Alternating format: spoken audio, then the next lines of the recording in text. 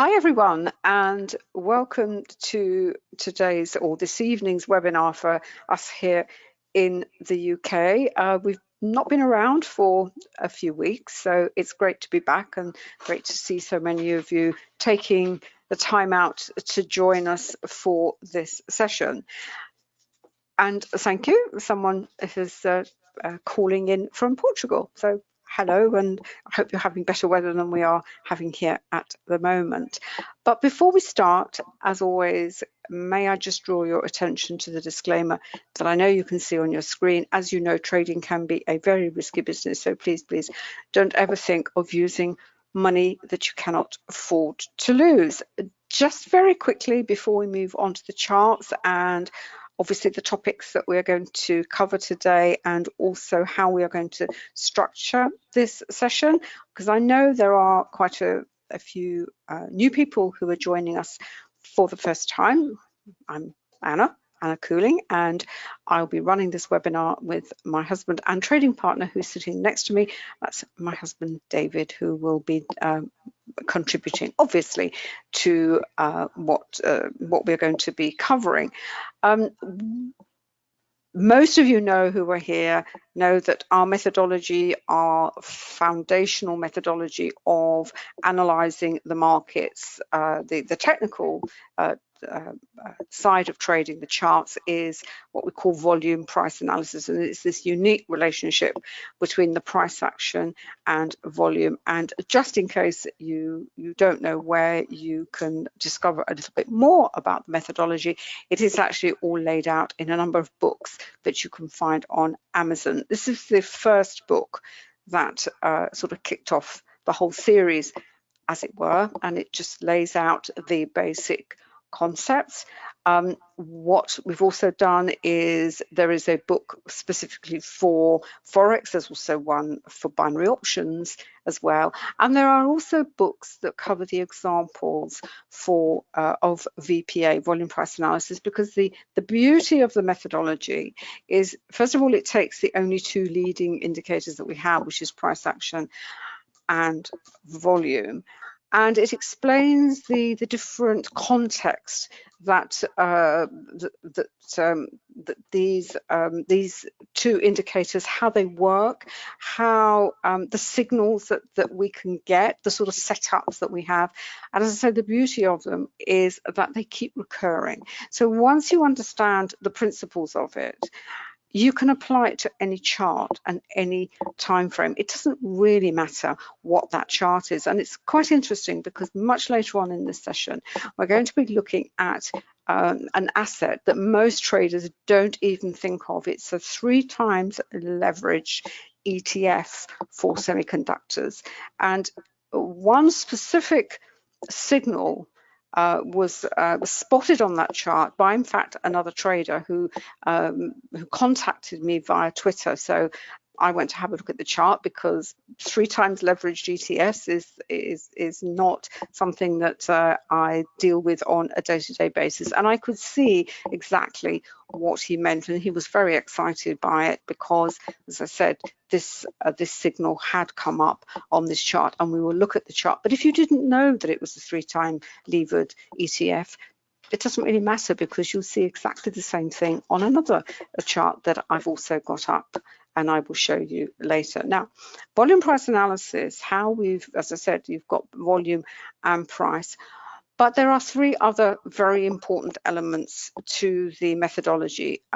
We use candles, and we use candle patterns, and the 5th element, although it's 5th, it doesn't mean that it's not as important as all the others. In some ways it's possibly even more important, and that is support and resistance. That is absolutely key, because you can see the signals, and there's a great example, as I said, on this particular chart, where you think, oh great, you know, this really strong signal has come in. There is a significant turning point that is coming up on this chart, but there is always a but. You have to look at it in the context of the support and resistance, because that, it kind of, you know, it kind of not puts a pause on our analysis, but it just makes us kind of step back a little bit and say, fine, this is one signal, now we have to wait possibly for something else to happen, and this is where support and resistance comes in,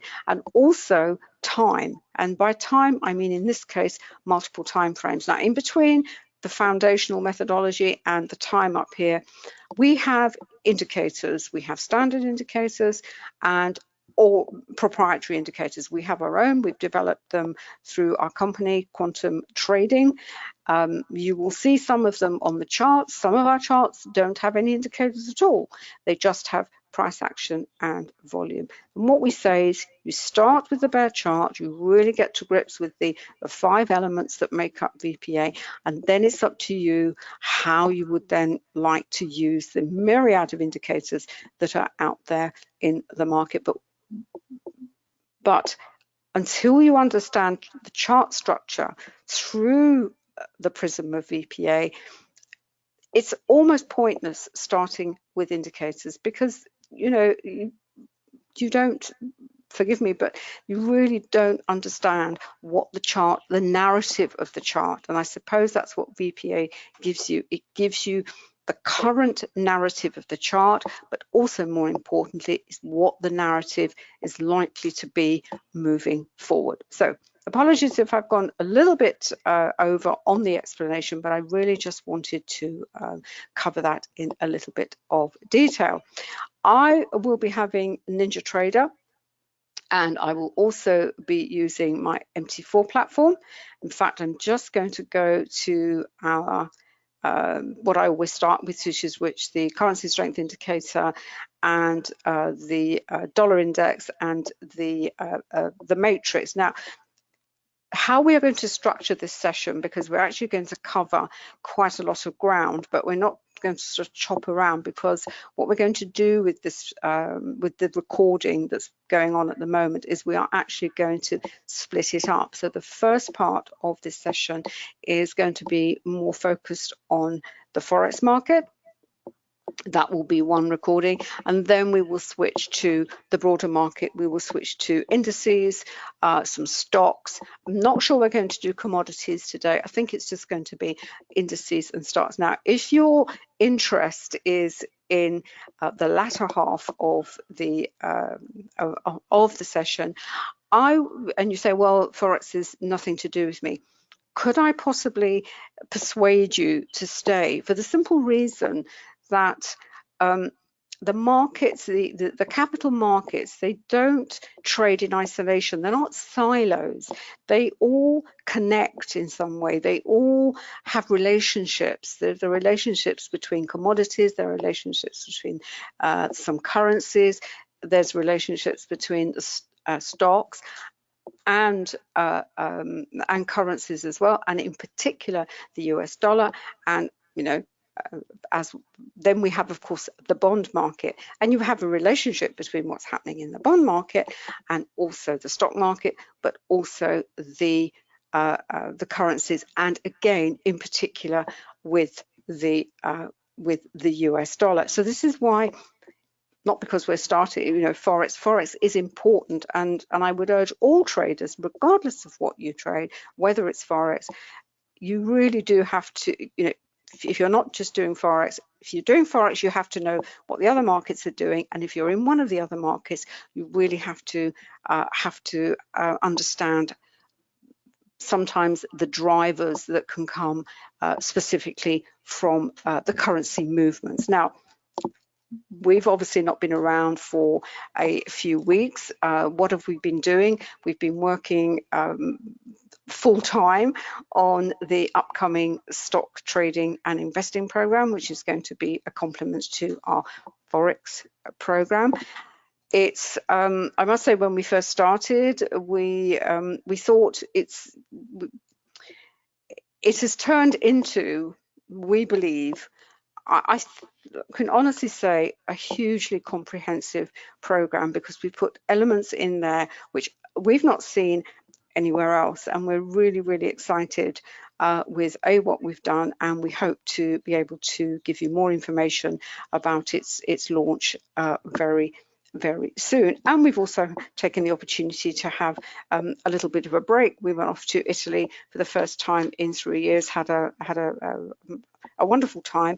But it's testament to technology and also trading view, in that we were still very connected with the market. We were still trading, and with our own indicators, those of you who know our indicators will know that we have developed them for trading view. They're browser based, and it was just a joy. It was wonderful just sitting on a terrace looking out at the sunset over the Bay of Salonika, and you know, happily looking at seeing what was going on in the markets. And boy, oh boy, there have been some extraordinary moves in the market. So in this session on the Forex, I want to focus on the pound, because obviously that's been the very big story, but I also want to look at the US dollar. And you can see here, I've actually got the monthly chart of the dollar index, because there has, you know, from a technical perspective, this last month's candle on the dollar index, we can see here there's a massive move up in the dollar, triggered what we call our volatility indicator, which is these little purple arrows here and there. Now what that means, what that indicator tells you when you see that trigger, is that the price action over this time frame was outside of the average true range, which is why it was triggered. And that is it's a signal. It tells us that what is likely to happen is when the next candle forms, this is obviously the monthly chart, we will get exactly what we saw here, which is a retreat, a retrace into the spread of the candle. Now, you almost knew that even without the volatility indicator, what have you got here? You've got a massive up candle with a big wick to the top of the candle. So what is that telling us? There is weakness there. So the dollar was always going to be selling off, as it were, and that's exactly what it has done. Now the dollar is also connected to the bond, more specifically bond yields. They have fallen, and the dollar has fallen along with the yields. And what that has also meant is that we're seeing a bounce in risk assets such as equities, and we'll talk about more equities and indices later on. Whether or not this is just another bear market rally, this bounce that we're seeing at the moment remains to be seen. There's a lot of commentary around saying this is just another trap set by the market makers, but the signals were already there on the dollar index. You know, the technical signals were there. And I have to say, I read a lot of commentary and analysis from, you know, big macro guys who only use the fundamentals to trade. And I always find it quite ironic that when I read their commentary, they talk about things being overbought and oversold, which is a technical analysis term. And what they were saying about stocks is, oh, well, they were very oversold, you know, so it was bound to be a bounce. But if you understand the relationship between stocks, bonds, and certainly Forex, and looked at this monthly chart, and you should always look at the monthly charts, obviously at the end of the month and the beginning of the new month, because they can give you a very, very good indication of what is going to happen next. The other currency which has been very much to the fore has been the Japanese yen. Now, we're not going to cover the Japanese yen in this session. I want to keep that for maybe the next time, but really want to cover the British pound. I've actually got, let me move to the hourly chart for the British pound. We know the story, the background story to the British pound. There's an awful lot going on behind it. What the BOE did, they've actually stepped in and bought some that's gone back into QE, as it were. I'm not going to cover this topic because what's really important is what was going on the charts for the pound pairs, even as the drama was unfolding, and it was financial, you know, the threat of financial Armageddon, you know, about to hit the United Kingdom and sterling. And that is, I'm going to leave to David, because he has been trading the pound very heavily.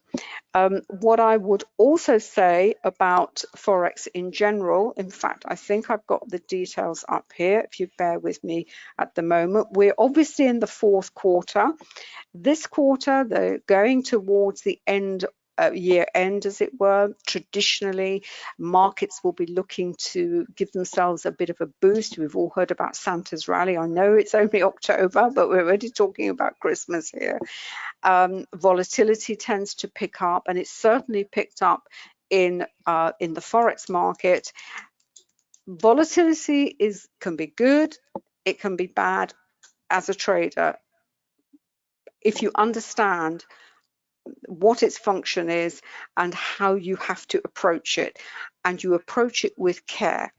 In other words, volatility is great because it means we get some decent moves, we get some decent trends, but at times when there is lower liquidity at certain times of the trading day, you will tend to get price spikes.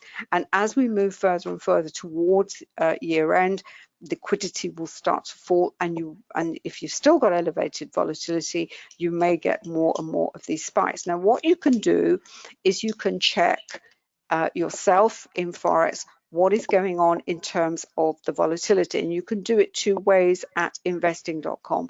One of them is you can look at what the options market is saying and looked at the implied volatility for at the money options, and it's very, very simple. It's just a visual, but it gives you an idea, and it tells you whether volatility is picking up in the pair or the currency that you're interested in trading. So for example, if we look at, say, I'm just picking euro dollar, and I've actually looked at the 1 month volatility, and if we look at a month ago, we can see here it was showing at 11%, and you only have to go and look at the charts for the euro dollar a month ago, and you can see, yeah, there were price moves, but it was more like sort of grinding the price action out. But you can see here the current, and once you see this turning up, you know there's going to be more volatility.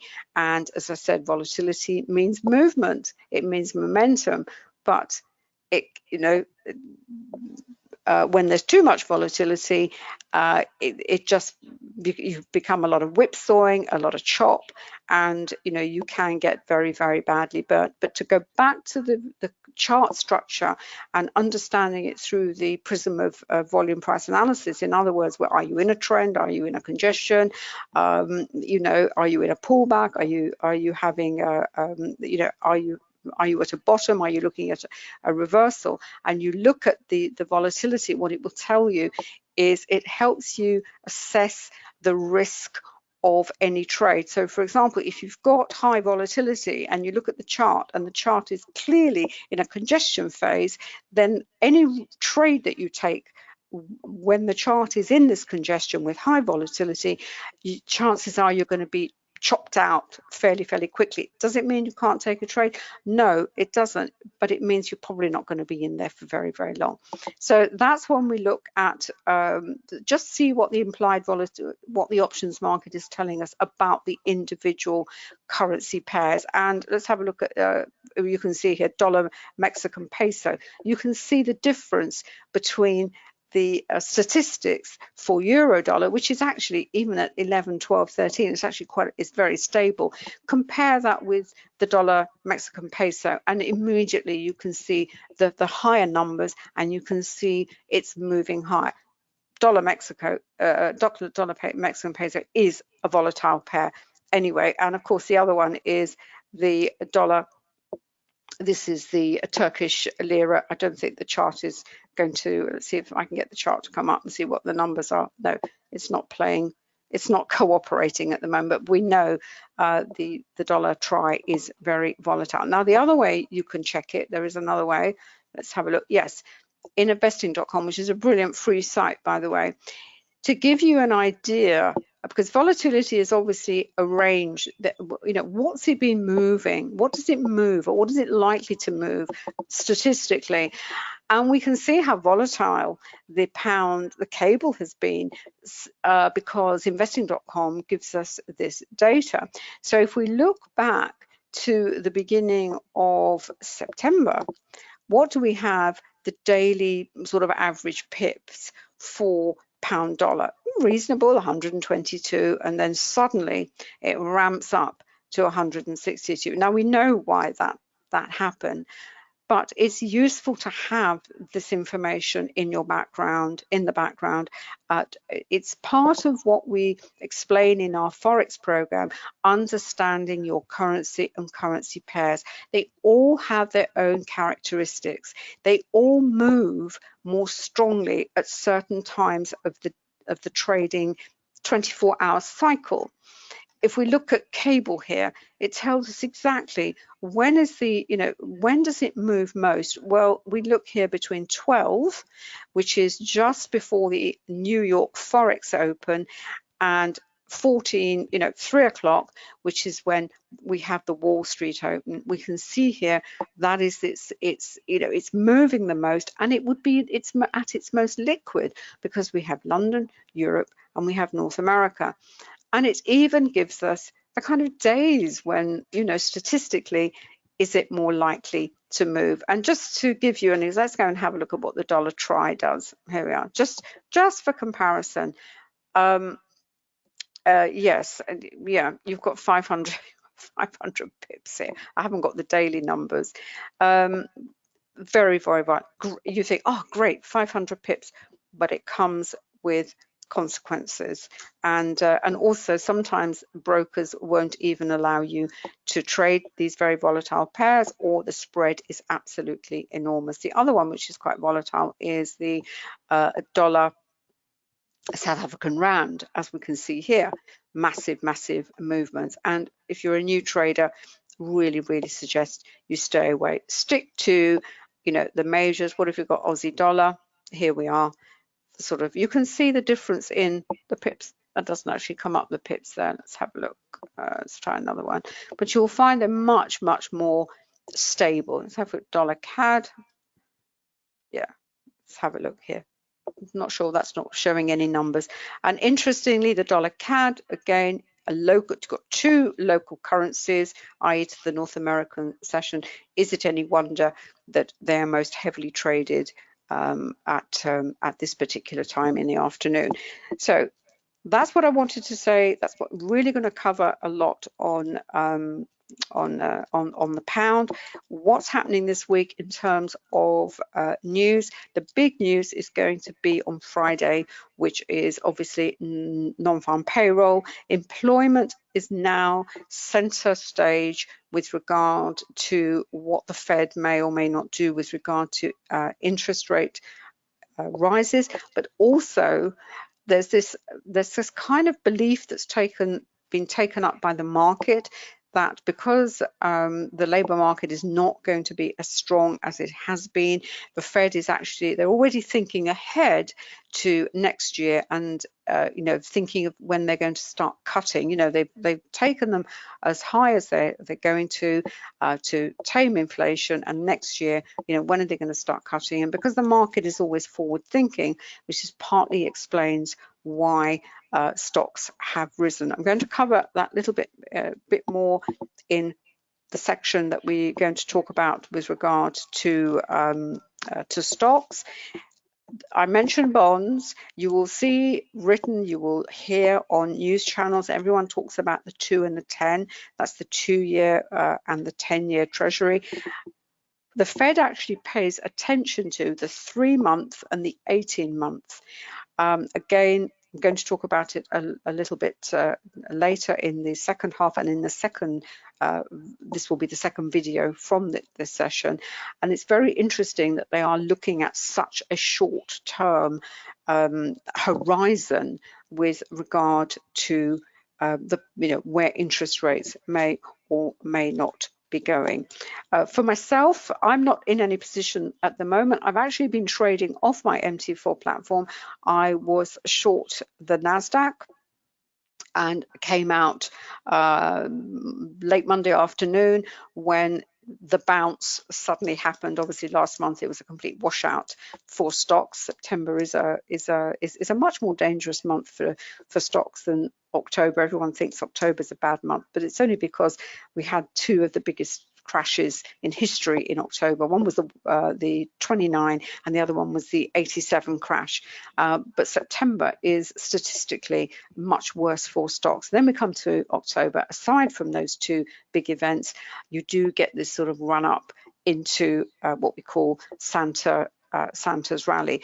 On the individual pairs at the moment that I'm looking at, I haven't got any positions at the moment. As I said, I closed out my NASDAQ, probably going to go back into the indices via my MT4 platform. It allows me to trade all sorts of markets. But one of my favorite pairs is actually the Euro Aussie, and this has been it's actually the hourly chart for the Euro Aussie. And the reason I looked at this this evening is it's just been a really nice example of, this is what I mean by understanding the structure of the chart. Here you've had a congestion phase. We know it's a congestion. It's obviously moving sideways. It's also what we call the volume point of control. Traders are just, it's going up, coming back down. It's really not going anywhere. And then we have this really nice break. And what VPA always does, it's a validation of the price action. Trading is, I suppose, David and I were talking, and we're thinking, well, how come someone asked us, what do you mean by trading? What are you actually doing? And I suppose what we're looking for is we're looking for turning points. We're looking for points on the chart where the price is either going to turn or it's going to do something. It's going to break away. And this was a really nice breakaway. We had the rising volume and we had the falling prices. Now, what's happened is, if we look at the timestamp that actually happened, the Euro Aussie, again, we had New York coming in. There was selling of the euro and buying of the Aussie, deep liquidity, and you had these candles breaking lower. Now, the volume has fallen. And you say, well, hold on a minute, it's still falling. Why isn't the volume rising? Because first of all, London and Europe is open, and while we look at the price action and the volume in Forex, we also have to put it into context and make it relevant to the time zone and the state of the liquidity and the participation that is going on in the market at the time. Now, the fact is, it is drifting lower.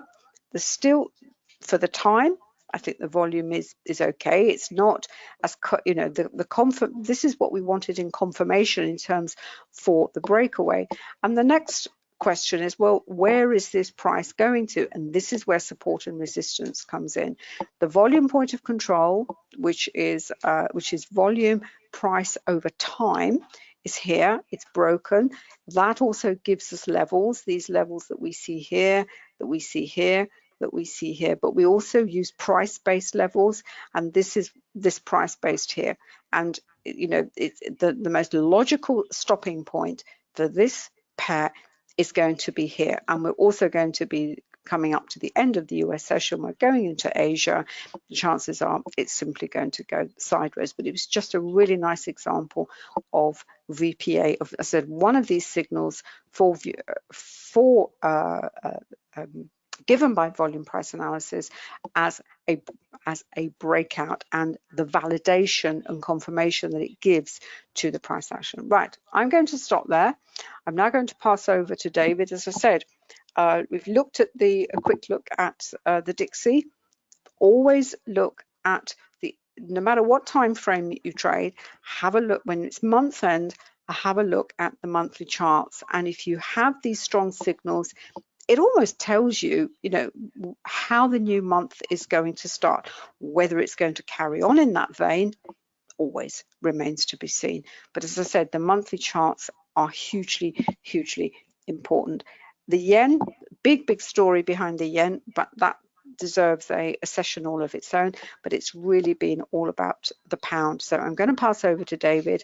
Then we're going to have literally a couple of minutes break, and we're going to start again, and we're going to look at the indices and the stock market. Oh, by the way, if you've got any questions, just please put them into the chat box and we will answer them for you.